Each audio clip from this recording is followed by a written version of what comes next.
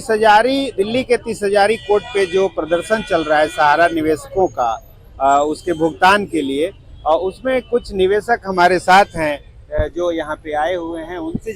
Sir मैं निवेशक भी हूँ और कार्यकर्ता भी हूँ, दोनों ही। किस तरह की दिक्कतों का सामना करना पड़ रहा है? देखिए दिक्कतें तो सर बहुत हैं, छोटी दिक्कतें नहीं हैं, बहुत दिक्कतें हैं। क्योंकि जिस कंपनी में आपने 15 साल 20 साल 22 साल दिया और वो कंपनी आपको एकदम निगलेक्ट कर दे, तो आप सोच लीजिए कि उस कंपनी की वैल्यू क्या है। और रह गया सहारा के पेमेंट के लेके, तो हम एक चीज़ जानते हैं कि जब सहारा फाइनेंशियल डिवीजन में काम करती थी, तो फाइनेंशियल डिवीजन के काम से सहारा ने बहुत सारी चीज़ कर लिया।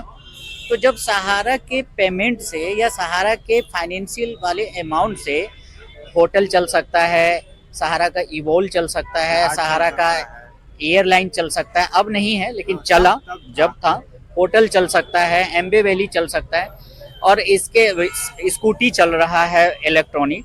तो जब सहारा के फाइनेंशियल डिवीजन से ये सारे डिपार्टमेंट बन सकता है, तो उन सभी डिपार्टमेंट से आने वाला रिवेन्यू जो अमाउंट आ रहा है, उससे सहारा के फाइनेंशियल डिवीजन का जो कस्टमर है, जिनके पेमेंट रुके हुए हैं, उनका पेमेंट क्यों नहीं हो सकता है। और रह गया अगर हम सरकार की बात करें, तो सरकार क्या नहीं जानती है, सरकार सब चीज जानती है। अगर सरकार चाहे तो 2 मिनट 2 सेकंड लगेगा पेमेंट करने में। जब आप सरकार को पता है कि सहारा के पेमेंट इतने साल से दिक्कत है, 2012 से दिक्कत है, तो क्या 2012 से लेके 2024 चल रहा है, तो सरकार को सहारा का नाम कभी सुना नहीं क्या? सरकार तो पूरा चीज सुना। और सेबी जिसको उसको अपने दायरे में लिया है, तो सेबी तो खुद सहारा की एजेंसी है, सरकार की एजेंसी है सेबी। सेबी का सीधा एक चीज कहना है, जब सेबी के पास डॉक्यूमेंट भेजा गया, तो या तो आप चेक कर लो। चेक करने में कितना टाइम लगेगा सर? महीना, 2 महीना, 4 महीना, 6 महीना, साल, 2 साल, या 2012 से लेके 2024 तक 12 साल, या 12 साल 10 साल टाइम लगेगा चेक करने में? तो ये सब कुछ नहीं है। सरकार चाहे तो अभी 2 घंटे में पेमेंट हो सकता है, और 2 घंटा भी छोड़ दीजिए सर, अभी सुप्रीम कोर्ट का ऑर्डर हुआ, 5,000 करोड़ रुपया रिलीज हुआ, चलिए 5,000 करोड़ रिलीज हुआ, 5,000 करोड़ रुपया रिलीज होके भी 7-8 महीने 9 महीने होने के लिए जा रहा है। अब इस 8 महीने या 9 महीने में आप ये देखिए कि सरकार की गुना भाग देखिए कितना बढ़िया है। जो 250 करोड़ की पेमेंट हुई, पेमेंट किसकी हुई? जिसके 2,000, 4,000, 5,000, 10,000, 15,000 है, उसकी पेमेंट हुई। जो सहारा या गवर्नमेंट के रूल रेगुलेशन के हिसाब से जो कस्टमर कंटिन्यू पॉलिसी चलाया, 2022 में सुप्रीम कोर्ट के ऑर्डर आने पे कि आप कोई भी नया एनसीसी नहीं कर सकते, तब तक जो कंटिन्यू जो कस्टमर थे, जो फेथ करते थे, वो कंटिन्यू जमा किया। वो कस्टमर जो है वो वेट कर रहा है, और जो कस्टमर ने सिर्फ एक इंस्टॉलमेंट जमा किया, उसको गवर्नमेंट पेमेंट कर रही है। तो गवर्नमेंट ने मार्केट में तो दिखा दिया ना कि हमने तो इतने करोड़ आदमी को पेमेंट किया। लेकिन कौन से आदमी को पेमेंट किया भाई? जो आदमी को पेमेंट का पता ही नहीं, उसको आपने पेमेंट किया। और जो कंटिन्यू गवर्नमेंट के रूल रेगुलेशन पे चला, उसका पेमेंट, क्योंकि उसके पैसे ज्यादा जमा है, तो वो जो ज्यादा जमा किया वो गलत हो गया। और जो 500, 1000, 2000, 5000 जमा किया वो सही है, बाकी हम लोग गलत हैं। तो गवर्नमेंट को सब पता है। ऐसा नहीं है कि 12 साल हो गया और गवर्नमेंट सहारा की नाम नहीं जानती है। 1978 से सहारा की नाम जानती होगी, क्योंकि जब सरकार ने किसी भी चीज का लाइसेंस देती है, तो सबसे पहले सरकार ही जानती है कि ये लाइसेंस है किस चीज का। और उसके बाद अगर सरकार आंख बंद करके अगर एक गरीब आदमी के लिए अगर रवैया रख रहा है, तो मुझे नहीं लग रहा है कि ये रवैया सरकार के लिए अच्छा है। आज अगर मैं अपनी बात करूं सर, तो हमने भी बहुत सारे सपने देखे कि भाई हमारा भी घर होगा, मकान होगा, हम अपने माँ बाप को अपने साथ रखेंगे, किराए पे भटक रहे हैं, एक छोटा सा अपना घर होगा, फैमिली के साथ रहेंगे। लॉकडाउन हुआ, लॉकडाउन में नौकरियां छूट गई, उसी लॉकडाउन में सुप्रीम कोर्ट ने सहारा के ऊपर में नया काम करने पे रोक लगा दिया। ठीक है, मेरा एक चीज कहना है कि अगर सहारा गलत है, तो आप सहारा पे एकदम सख्ताई कीजिए, लेकिन सख्ताई का मतलब ये नहीं कि जो व्यक्ति पेट काट काट के पैसा जो जमा किया, आप उसको ही मार दीजिए। और यहाँ इसका उल्टा हो रहा है, सरकार सख्ताई भी कर रही है, पेमेंट भी नहीं दे रही है। अब सहारा के जितने भी बैठे हुए अधिकारी हैं, क्या उस अधिकारी को पता नहीं है? सब चीज पता है।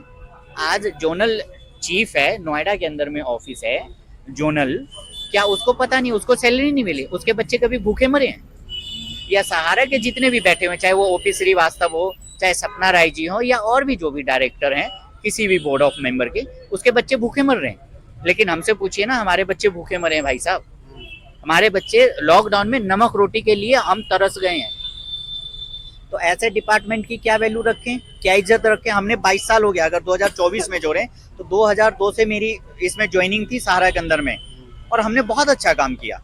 तो अच्छा काम सर, जब आप अच्छा काम करेंगे तब आपको सब तारीफ करेगा। आज आप माँ बाप को कमा के देंगे तो आपसे बढ़िया बेटा कोई नहीं है, और जब वही बेटा कमा के नहीं देता तो वही माँ बाप लात मार के कहता बाहर निकलो।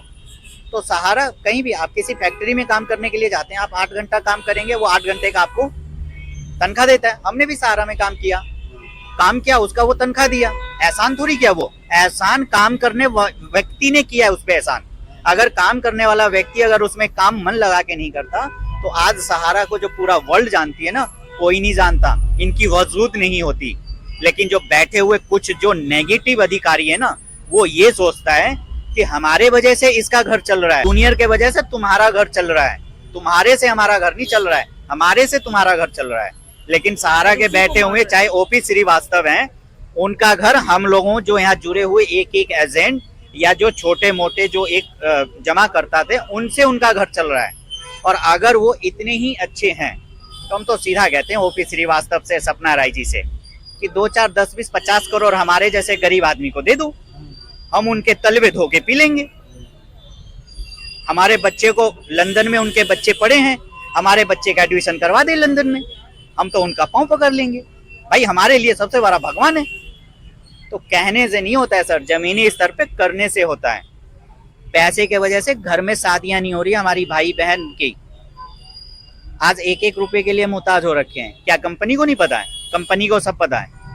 कंपनी के पास आज के डेट में डेफिशिएंसी जो आ रहा है, ना तो उसके पास मेंबरशिप है, ना काउंटर पार्ट है। काउंटर पार्ट जिस वक्त कस्टमर सिग्नेचर करता है फॉर्म पे, ना वो फॉर्म है।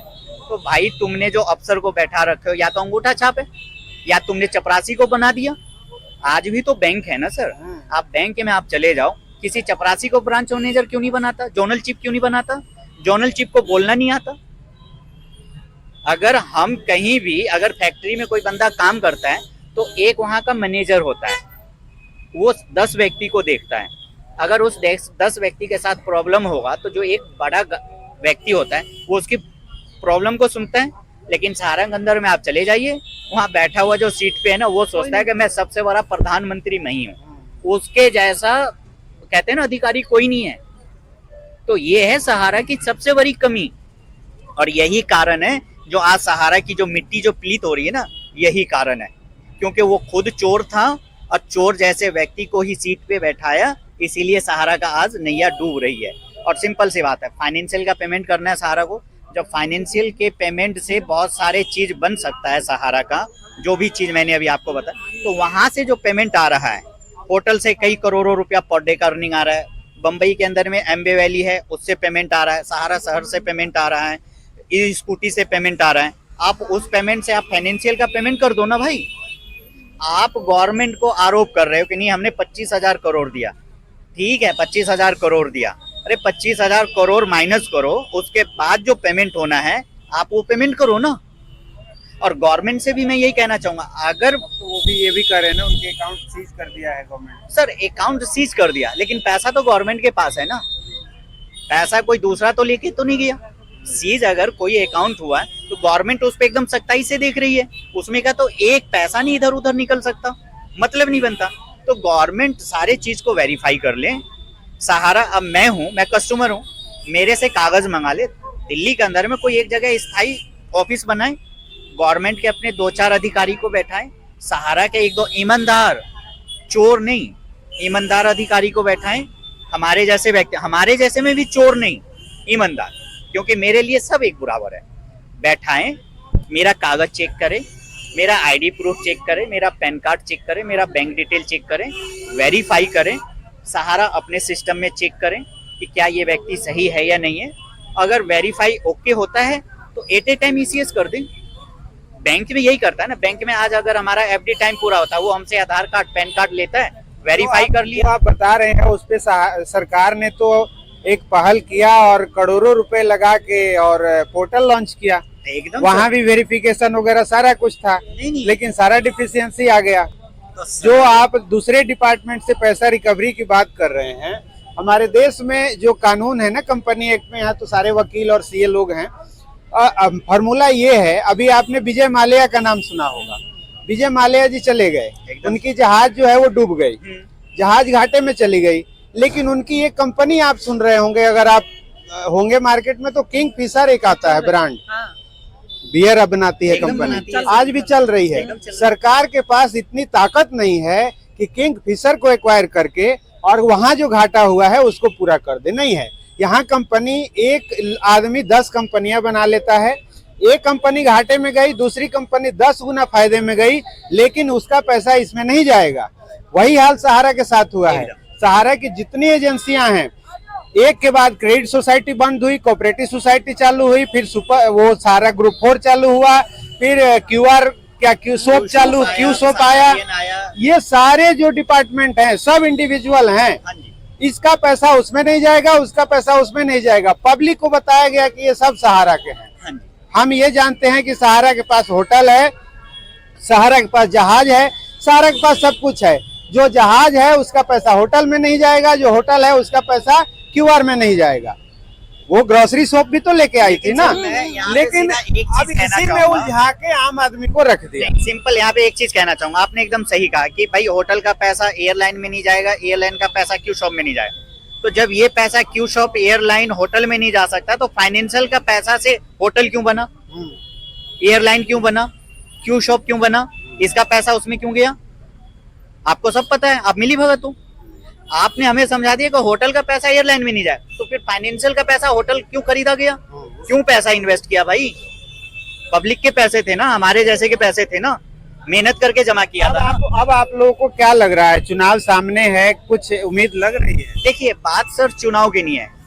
अगर हम लोग यहाँ पे इकट्ठा हुए हैं तो बस एक ही चीज गवर्नमेंट से हाथ जोड़ के विनती है कि पब्लिक जो है ना सर, आज के डेट में लॉकडाउन में हर एक पब्लिक टूट गया है। नौकरी बहुत ज्यादा, आज भले एक जो कहते हैं ना कि सरकार या कोई भी डिपार्टमेंट कह दे कि हम बहुत चीज हम ग्रोथ कर लिए, नहीं। आप जमीनी स्तर पे जब आप आओगे ना, तब समझ में आएगा कि आप कितना ग्रोथ किए हो। नौकरी हमारी छूट गई। आज हम कहीं नौकरी के लिए जाते हैं ना, तो 8,000, 10,000, 9,000 से ऊपर की नौकरी नहीं मिल रही है।